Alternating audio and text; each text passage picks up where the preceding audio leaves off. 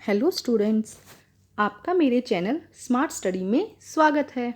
Students, आज हम directorate of education की तरफ से दी जाने वाली वर्कशीट नंबर 18 करेंगे, जो कि क्लास 9th की है और सब्जेक्ट है साइंस।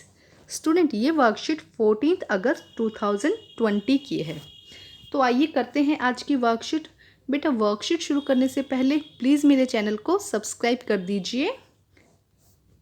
तो करते हैं आज की वर्कशीट। परमाणु तथा अणु, मोलर द्रव्यमान। हम परमाणु और अणु के बारे में पिछली वर्कशीट्स में पढ़ चुके हैं बहुत अच्छे से। अगर बच्चे आपको कहीं कोई कन्फ्यूज़न होती है तो एक बार वो वीडियो ज़रूर देख लीजिएगा। तो आज हम मोलर द्रव्यमान के बारे में पढ़ेंगे। जिज्ञासा दीदी, मोलर द्रव्यमान क्या होता है? यह आणविक द्रव्यमान से किस प्रकार भिन्न है? तो हमने पिछली वीडियोस में देखा था कि आणविक द्रव्यमान क्या है। जितने भी अणु और परमाणु होते हैं एक पदार्थ में, उनका जो द्रव्यमान होता है उसे हम आणविक द्रव्यमान कहते हैं। तो देखते हैं, जैसा कि अभी तक हमने देखा है कि एक पदार्थ की मात्रा उसके द्रव्यमान की अपेक्षा उसके अणुओं और परमाणुओं की संख्या के आधार पर जानना अधिक सुविधाजनक होता है। कि उसके अंदर कितने अणु हैं, उसके अंदर कितने परमाणु हैं, इनकी संख्या के आधार पर उसके पदार्थ की मात्रा को जानना क्या था, ज़्यादा सुविधाजनक था। जैसे कि हमने देखा था कि अणु होते हैं, परमाणु होते हैं, उनकी अगर हम संख्या निकाल लेते हैं तो हमें उसका द्रव्यमान या उसकी मात्रा निकालना ज़्यादा आसान है। इस मात्रा को हम मोल द्वारा दर्शाते हैं। तो अब उस मात्रा को हम क्या दर्शाते हैं? मोल के द्वारा। ये टॉपिक थोड़ा सा अलग है बच्चे, तो इसको आप थोड़ी प्रैक्टिस करेंगे, आपको तब ये आसान लगने लग जाएगा। इस प्रकार एक मोल पदार्थ के द्रव्यमान को मोलर द्रव्यमान कहा जाता है। तो अब क्या कहते हैं, उस मोल को हम क्या कहते हैं? पदार्थ के द्रव्यमान को, जो मोल का द्रव्यमान है उसे हम क्या कहते हैं? पदार्थ के द्रव्यमान को मोलर द्रव्यमान कहा जाता है, जो उसके सापेक्ष परमाणु और अणु द्रव्यमान के बराबर होता है। जो किसके बराबर होता है बेटा? जितने अणु और परमाणु का द्रव्यमान होगा, जितने भी अणु और परमाणु के द्रव्यमान होगा, उसे ही हम क्या कहते हैं? मोलर द्रव्यमान कहते हैं। बट थोड़ा सा फर्क है। क्या होता है, इसे हम जैसे कि हम जब अणु और परमाणु का द्रव्यमान निकाला था, इसमें केवल संख्यात्मक मान u का यूज़ करते हैं। जब हम इनका अणु और परमाणु का आणविक द्रव्यमान जब भी निकाला जाता है तब u का यूज़ किया जाता है उसकी संख्या के आधार में। लेकिन जब मोलर द्रव्यमान निकालते हैं तो हम ग्राम परमाणु का, हम किसका यूज़ करते हैं? ग्राम परमाणु अणु द्रव्यमान लिखते हैं उसमें, और उसे क्या कहते हैं? ग्राम परमाणु अणु द्रव्यमान भी कहते हैं। इस वर्कशीट के अंत में बेटा क्वेश्चन आंसर भी हम बहुत अच्छे से समझेंगे। तो पहले वर्कशीट को समझने की कोशिश करते हैं कि क्या दिया गया है वर्कशीट के अंदर। तो आइए देखते हैं मोलर द्रव्यमान। तो क्या होता है मोलर द्रव्यमान? किसी पदार्थ के मोल कणों का द्रव्यमान मोलर द्रव्यमान कहलाता है, जो उस पदार्थ के आणविक द्रव्यमान के बराबर होता है। जैसे अगर मान लो किसी पदार्थ का मोलर द्रव्यमान आणविक द्रव्यमान अगर 18 U है, तो उसका अगर हम मोलर द्रव्यमान निकालेंगे तो वो कैसे हो जाएगा बेटा? 18 ग्राम। बाकी कोई फर्क नहीं आएगा, बस U की जगह क्या आ जाएगा? ग्राम आ जाएगा।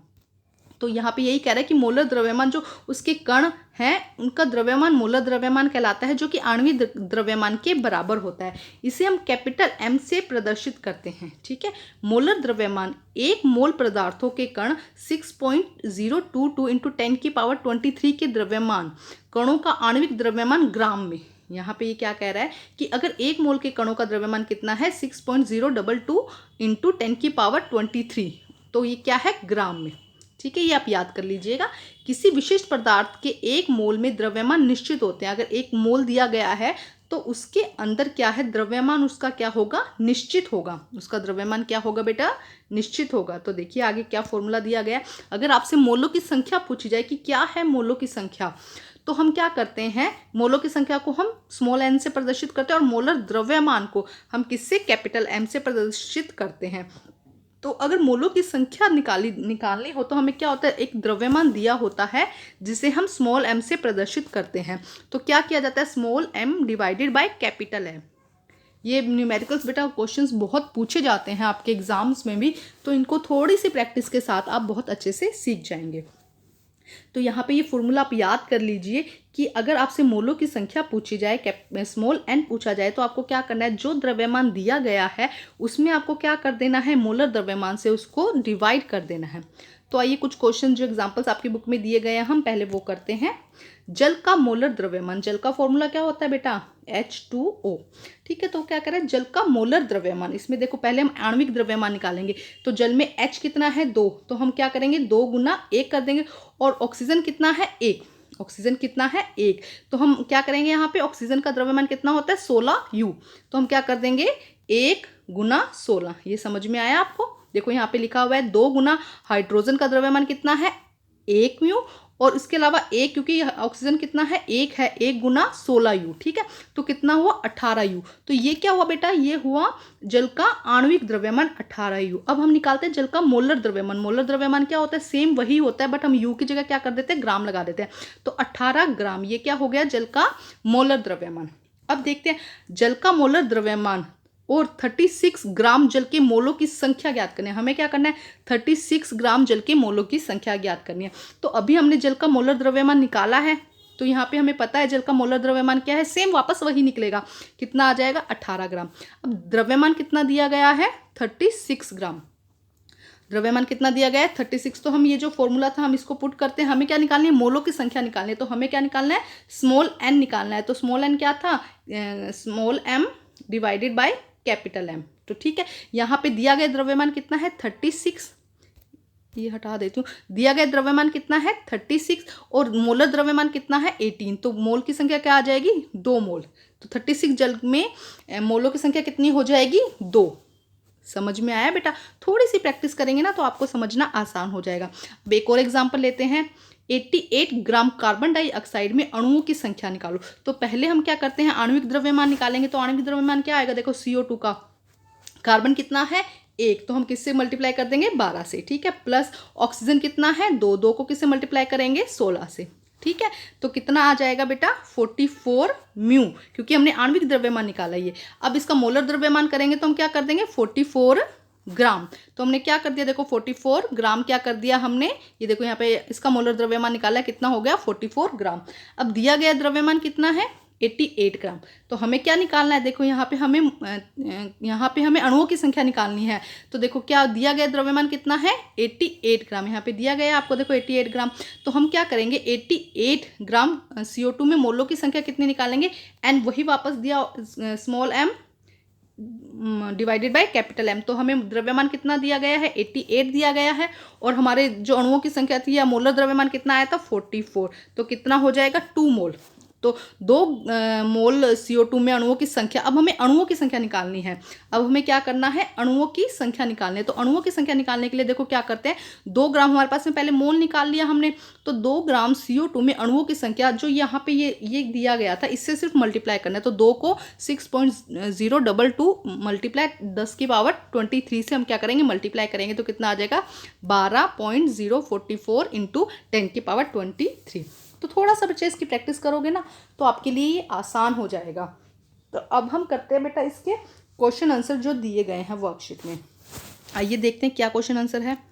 तो सबसे पहले देखिए बेटा, मोलर द्रव्यमान किसे कहते हैं। तो बेटा आपके यहीं पे वर्कशीट में ही दिया गया है कि ये रहा पूरा, आप इसमें से लिख देंगे कि मोलर द्रव्यमान किसे कहते हैं। किसी पदार्थ के मोल कणों को द्रव्यमान मोलर द्रव्यमान कहलाता है, जो आणविक द्रव्यमान के बराबर होता है और इसे m द्वारा प्रदर्शित किया जाता है। तो आपका फर्स्ट का आंसर यहीं से हो जाएगा। आइए देखते हैं नेक्स्ट क्वेश्चन क्या है। 0.5 मोल नाइट्रोजन गैस का द्रव्यमान ज्ञात कीजिए। हमें क्या ज्ञात करना है, द्रव्यमान ज्ञात करना है, और जिसमें N2 का परमाणु द्रव्यमान कितना दिया गया है 14 म्यू। ठीक है, N2 का परमाणु द्रव्यमान दिया गया है 14 म्यू। तो आइए हम इस क्वेश्चन को सॉल्व करते हैं। तो बेटा देखो करते हैं क्वेश्चन हम, क्या दिया गया है, नाइट्रोजन का आणविक परमाणु द्रव्यमान और आणविक द्रव्यमान एक ही बात है। तो कितना दिया गया है 14। अब देखो ये दिया गया था सिर्फ n का कितना दिया गया था 14, वो परमाणुक द्रव्यमान था। अब अणु निकालना है। तो अणु कितने हैं इसके अंदर 2 हैं। समझ में आया, अणु कितने हो गए 2। तो हमें किससे मल्टीप्लाई करना पड़ेगा 2 से। तो कितना आ जाएगा 28 म्यू। समझ में आया, उन्होंने परमाणुक द्रव्यमान दिया, मतलब सिर्फ n का द्रव्यमान दिया था, वो कितना था 14। तो हमें अणु N2 का निकालना है। तो n में कितने 2 परमाणु है ना, तो हम क्या कर देंगे आणविक द्रव्यमान कितना हो जाएगा 14 गुना 2 28। अब देखो आगे क्या कहता है बेटा, वो आगे कहता है N2 का मोलर द्रव्यमान निकालेंगे। यही 28 म्यू किस में कन्वर्ट हो जाएगा 28 ग्राम में। अब देखो आगे क्या कहता है, मोलों की संख्या। मोलों की संख्या उन्होंने कितनी दी है 0.5 ग्राम। 0.5 ग्राम उन्होंने दी है। अब हम यही वाला फॉर्मूला लगाएंगे जो आगे अभी हम पढ़ रहे थे, हमने पढ़ा है ना ये फॉर्मूला बेटा। क्या है, मोलों की संख्या किसके बराबर है, दिया गया द्रव्यमान क्या था, स्मॉल एन और कैपिटल एम और मोलर द्रव्यमान। ठीक है, तो अब यहाँ पे हमें मोलों की संख्या दी गई है तो हमने वैल्यू पुट कर दी, ये है मोलों की संख्या और जो दिया गया द्रव्यमान कितना है बेटा, वो हमें निकालना है। हमें क्या निकालना था, द्रव्यमान निकालना था, तो ये हमें अभी निकालना है। और 28 हमारा क्या आ गया, मोलर द्रव्यमान आ गया। 28 क्या आ गया बेटा, मोलर द्रव्यमान। तो हम क्या करेंगे, इसको इधर ले जाएंगे और हमारा ये m इधर आ जाएगा, तो वैल्यू क्या हो जाएगी, 0.5 मल्टीप्लाई 28 कितना आ जाएगा, 14 ग्राम। कितना आ जाएगा, 14 ग्राम। ये इधर जाके गुना हो जाएगा ना बेटा।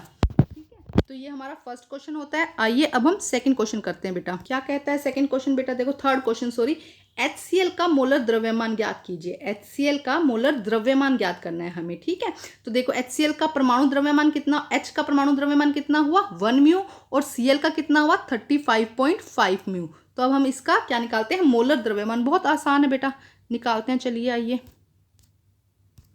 तो देखिए बेटा क्या होगा इसके अंदर, HCl का आणविक द्रव्यमान निकालते हैं। पहले हम क्या करते हैं, आणविक द्रव्यमान निकालते हैं। तो H और प्लस Cl इसके अंदर है, तो हम H का निकालेंगे। H कितना है 1 और Cl कितना है 35.5, तो हम इसे प्लस कर देंगे, कितना आ जाएगा 36.5 म्यू। कितना आ जाएगा 36.5 म्यू। अब हम HCl का मोलर द्रव्यमान निकालेंगे। क्या करते हैं बेटा, मोलर द्रव्यमान में कुछ नहीं करते, बस इसके आगे हम ये ग्राम लगा देंगे, तो कितना आ जाएगा 36.5 ग्राम। ठीक है स्टूडेंट, अब हम करते हैं नेक्स्ट क्वेश्चन। देखिए क्या है, देखिए क्या दिया गया है, 48 ग्राम हीलियम के मोलों की संख्या का परिकलन कीजिए। हमें क्या निकालना है बेटा, यहाँ पे n निकालना है, मोलों की संख्या कह रहा है ना वो। तो हीलियम का परमाणु द्रव्यमान कितना है 4 म्यू, कितना है 4u। तो आइए करते हैं इस क्वेश्चन को सोल्व बेटा। तो देखिए बेटा क्या होता है, हीलियम का परमाणु द्रव्यमान कितना है 4 म्यू, ये हमें दिया गया है। तो हीलियम का मोलर द्रव्यमान कितना हो जाएगा बेटा 4 ग्राम। ये तो आप लोगों को समझ में आ ही गया। अब हम करते हैं दिया गया द्रव्यमान, द्रव्यमान कितना दिया गया है 48 ग्राम। हमें क्या निकालनी है, मोलों की संख्या निकालनी है। तो मोलों की संख्या के लिए तो फॉर्मूला है ही, क्या है, स्मॉल एन इक्वल किसके है, small m equal divided by capital M. तो हम यहाँ पे ये करते हैं, ये देखो ये करिए हमने, दिया गया द्रव्यमान डिवाइडेड बाय मोलर का द्रव्यमान। तो दिया गया द्रव्यमान कितना है 48 डिवाइडेड बाय मोलर द्रव्यमान कितना है 4, तो कितना आ गया 12 मोल। कितना आया, एन कितना आ गया 12 मोल। तो आइए नेक्स्ट और लास्ट क्वेश्चन करते हैं बेटा।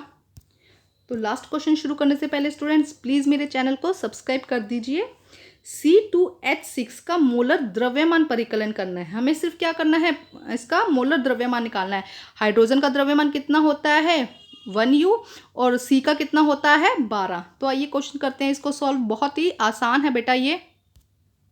तो देखिए बच्चे क्या होगा इसके अंदर, C2H6 का आणविक द्रव्यमान। हम पहले क्या निकालेंगे, आणविक द्रव्यमान। तो क्या है C2 और H6 निकालेंगे। C का कितना होता है बेटा 12, क्योंकि 2 है ना C, तो हम क्या करेंगे 2 गुना 12 और H का कितना होता है 1 और H कितने हैं 6, तो 6 गुना 1। ये समझ में आया, 2 गुना 12 क्यों किया, क्योंकि C क्या है 2 है ना और H कितने हैं 6। H का कितना होता है परमाणु द्रव्यमान 1, तो कितना किया 1 से गुना, और C का कितना होता है 12, तो कितना आया 30 म्यू, 30 U आ गया। अब इसका मोलर द्रव्यमान निकालना है, कुछ नहीं करना, 30 ग्राम में इसे कन्वर्ट कर देना है। ठीक है, तो ये इसका मोलर द्रव्यमान आ गया। तो यहाँ पे बेटा ये वर्कशीट कंप्लीट होती है। वर्कशीट कंप्लीट करके अपने टीचर से चेक कराइए और प्लीज़ मेरे चैनल को सब्सक्राइब कीजिए। Thank you students.